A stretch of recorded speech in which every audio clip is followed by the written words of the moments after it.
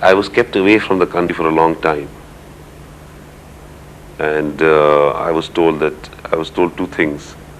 One, that my life was not safe, and the second, that if I returned, I would jeopardize the political standing of my sister. So it was fear and guilt which they played on.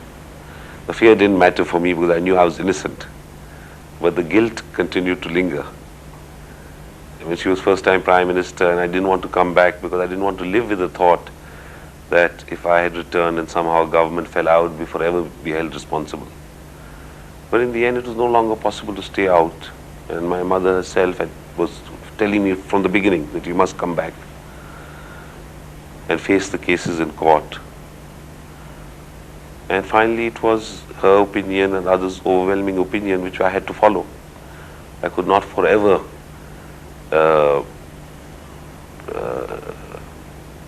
base my politics on the remote possibility that it will hurt my sister's politics. And this government which we have now, which is elected on, which got its votes on the blood of Zulfikar Ali Bhutto, twice got its votes, twice came to power on his sacrifice, is absolutely directionless. It has no direction. It seems to be in a state of drift. It is corrupt to the core. Its only purpose seems to be to earn money by hook or by crook. I had recently mentioned that it is worse than, it's not a government, it is Ali Baba and 40 thieves. And if I reply to it in any great detail, my sister would think I'm vying for her position, which I'm not. But you have to have not only a competent government, but it must be a clean government. I think at times you have to govern not only with a warm heart and a cool mind, but also with clean hands. I mean, sometimes those hands may have to be iron-fisted, but they must be clean.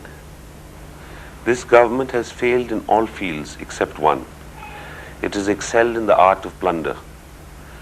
It has failed in all other fields, including foreign policy. Pakistan today is more isolated than perhaps it ever was. Adventure in Afghanistan has misfired, backfired. There's anarchy there. Iran and China are not prepared to support us on vital issues. The Muslim world as a bloc which supported us, the Arab and Muslim world which as a bloc supported us during past periods, especially during Mr. Zulfikar Ali Bhutto's time, has declined to do so now.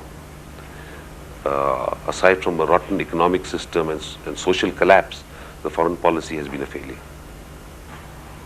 Mr. Murtuza wants that his father's party, the way it was, clean, no outsiders, I mean, that he wants a clean party.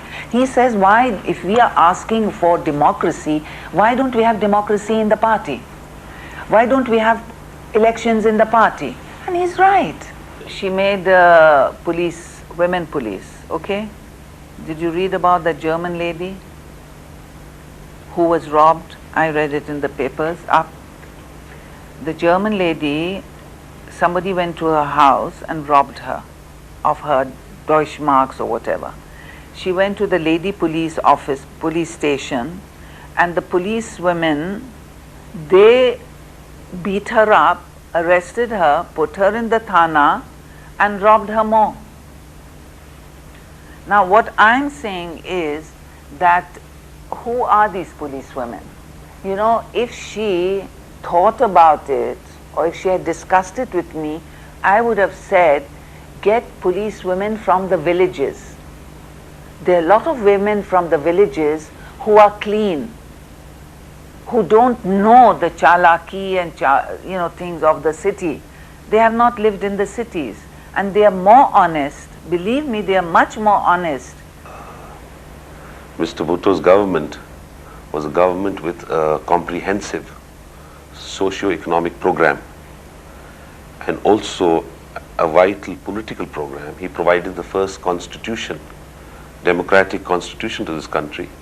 He provided land reforms to the peasants, to the farmers. He provided labor reforms to the laborers.